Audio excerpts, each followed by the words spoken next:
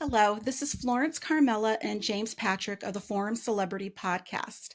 And we're here to give you an update on the Alec Baldwin rush shooting that took the life of Helena Hutchins. But before we give you our latest updates, we wanted to thank you for all the views that you guys have given us with our updates that we had done earlier this year and last year. You guys really seemed to like them. So, without further ado, James has some really good tidbits to share with everybody.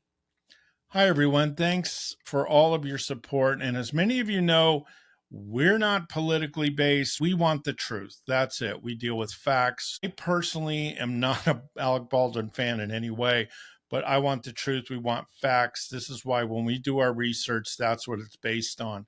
Most people, it seems today, at least half of Americans, just they go by their bias, and that's not who we are. So if that's what you want, we're not the place. We're here for the truth. So anyway, some things that we found out is that some things that most people aren't really talking about.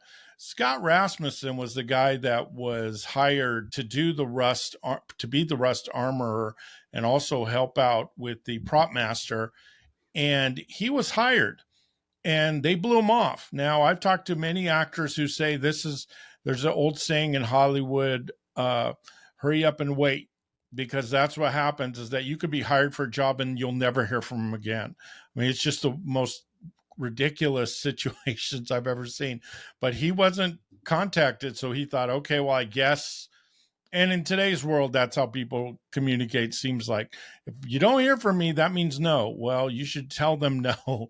But anyway, Scott Rasmussen said he thought they just got someone cheaper. 10 days into the filming of Rust, Scott was called and they said, can you come? We want to hire you again. And he said, boy, do I have to do both jobs? There's no way I want to do it. There was rumors that there was problems on set, that it just was kind of crazy and haphazard.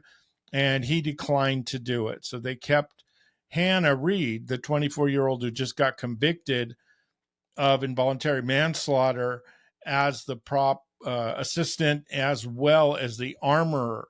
And emails came out that not much was said about. The LA Times released them, and I didn't see a lot of podcasts or anybody really talking about it. It's very telling on the set and how things were. Gabriel Pickle was the line producer, and she was emailing Hannah and complaining that she was taking too much time with being an armorer and not enough time helping out with props. She did this as an assistant to Sarah Zachary, who was the prop master, and they kept complaining. They said, you got to take more time with props. You're spending too much time. Hannah Gutierrez-Reed responded and said, armory, the weapons are the most important thing I have to deal with. So I have to do this job and I have to do it right. Well, what ended up happening is they kind of stayed on her. They kind of questioned her about dealing with some of the kids. Are you taking care of things? Blah, blah, blah. They were pretty hard on her. Let's be real. Scott probably was going to get a lot more money. So she was cheap labor. And it just blew me away, their mentality and how flippant they were. Now, there's 7 producers on the film and 6 production companies. Another thing that we had discussed last time is how in the world can her husband do a settlement when his wife was killed on set? And the reasoning is that that's why these smaller movies, these independent movies, have production companies, and it's almost purely that they cannot get sued unless the movie is finished. So what ended up happening is they did a deal. He would be the producer and they would finish the film, and the son would be getting between 18 and 22 years of age, would get a settlement yearly. Now, this really upset Helena's family, who did a separate lawsuit. They're from the Ukraine, and it doesn't look like that's going to go anywhere. So that's very upsetting. So and we were very hard on him. We were like, how in the world your wife gets shot and now you're a producer? So, but that's the reason why. So a lot of people haven't really talked about that much because it does look pretty bad. So that's the reasoning there. Also, why didn't Baldwin, I don't like him. He's a narcissist in my mind. Florence, he had a plea deal all set up last year, the same deal that Dave Hall took. Yes. I don't get it. I don't either. Apparently, he didn't give a response. They wanted to give him the same deal. He could have walked away, very lenient. Basically, he could have just gone on with his life, but he did not respond. And yeah, so they took it away. They took it off the table and they said, we have enough to go forward. And that's where we are now. Yes, he just wouldn't respond. And I have to be honest with you, his legal team, the dumbest thing he did was go on national TV Oh, and talk about the movie. The first thing you do when you're in a legal case, not that I've been in sued a lot, but when you're in a legal case, is you keep your mouth shut. You don't say anything.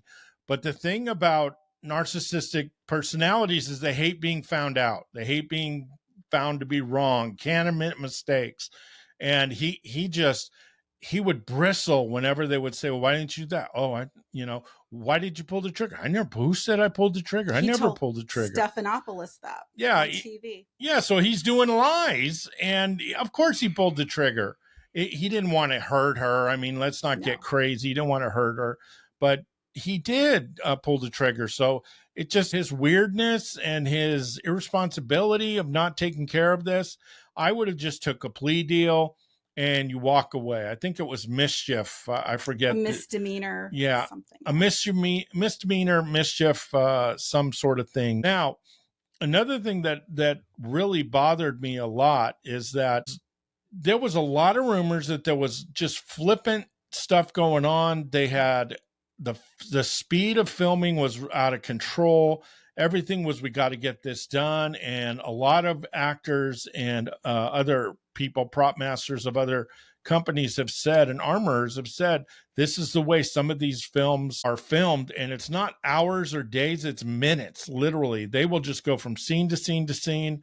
Everything's haphazard, and this is the kind of situation that really isn't governed much. They can't get sued. They have a production company. It forces you to help make the film so you can get any type of money back. So it's almost like a mini scam. I mean, it's just really, I don't know, Florence, maybe I'm being too cynical and harsh on this. What do you think? Oh, I definitely think it was a recipe for disaster. I mean, they were just at this point playing Russian roulette. There seemed to have been so many things going on that set with Hannah. I had heard also Alec during the safety classes, because they have to do safety classes, that he was on the phone, he was outside. I don't know if all of that is true, but again, these are things that have been updated in the press and in the news. And I do think that Hannah was a scapegoat, even though, again, I know that was her job. And I'm not saying that she didn't have any responsibility. I do agree Alec Baldwin does carry some responsibility, being that not only was he the one who pulled the trigger, and he clearly pulled the trigger, but also he was a producer. And as a producer, it's not just having your name, in the movie credits. I mean, it's a real job, it's a real responsibility. And I think after this, Hollywood will look at things differently. At least I hope so. As far as the safety of their people, they should. They Now, should. now they have. I've read a lot of things where they've used a lot of CGI. Some say, well, it doesn't look as real. Well, I don't care as long as it's safe. I don't want live ammo anywhere near any Mm-hmm. guns. Most of these actors do not know how to handle guns. It's very basic for them. So we need to be at the utmost of safety. No one should ever die filming a stupid movie. I'm sorry. Yeah. So I don't care what the reasons or whatever. No one should die filming a movie. This brings me back to the Twilight Zone movie where little kids Children. were at 11 at night or whatever it was, were killed with Vic Morrow in a helicopter accident and nothing happens. It just blows me away that Hollywood is still run so irresponsibly this way. These lives do matter, but our obsession with money and greed, it again costs another life to me. And as far as I'm concerned, this was ridiculous. You always have to have safety first, but in Hollywood, money first. And it's not just Hollywood, big business everywhere. So this case just really breaks my heart still. Mine too. I'm never going to watch this movie. I don't care. I just No got the interest. worst feeling about it, and I'm not going to do it. Some will say, "Oh, this helps Helena's family and everything, I just can't stomach it. It just not for me. But I think in general, when we see these cases, what's going to happen, and I'll give you the first thing.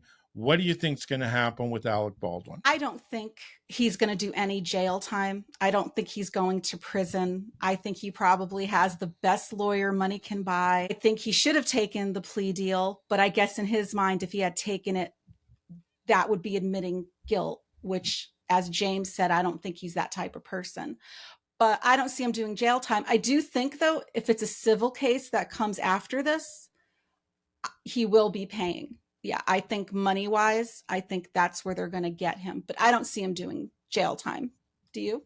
I don't either. I think that he's going to get off, which makes me sick, but I think he is going to get off.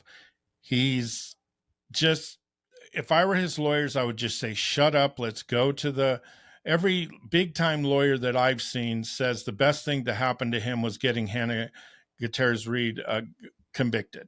And now, she's now the scapegoat. She's the one, because every time there's something negative being talked about, they say, well, it's Hannah. It's Hannah. So, and here you have emails that show, hey, you're not, I don't care about the armor. You got to help this prop lady get the props out. I mean, that was their mentality towards the safety of the people. And this is such a heartbreaking case. Reminds me of the Brandon Lee case, which is a little bit different, but and the Vic Morrow with the Twilight Zone. God, just no one should ever die in a movie. This is just insane. It's very heartbreaking, especially for her son, who was very young and didn't deserve to lose his mom this way. And now this movie comes out, I don't see how that helps him at all. Yeah, I don't think this is going to end up the way some of you want, and the way I wish he could get convicted at the start. I really thought he pulled the trigger, blah, blah, blah. But the way these things are, and the way the legalese, I've talked to lawyers and seen lawyers' responses, I truly think he's going to get off, and he's going to come out, and he's not going to shut up. Because remember the last time when they let him off on social media, they were posting multiple times a day. It just got annoying, him and his wife. And I just makes you sick. But RIP to Helena Hutchins. We're still going to follow this unbiasedly, which is difficult, but we're just going to give you the facts. And those are just a few of the tidbits that we got. Check out our past ones. And we hope that you guys all enjoy it. We have a lot of true crime that we're going to be doing. There's a lot of cases that we think are very unjust and very strange that we want to cover. Yep, that we're going to cover. So we're thinking of doing this once or twice a month and go back to that, which was pretty popular. You guys liked it. So Karen, have a great week, and we'll talk to you soon. Bye.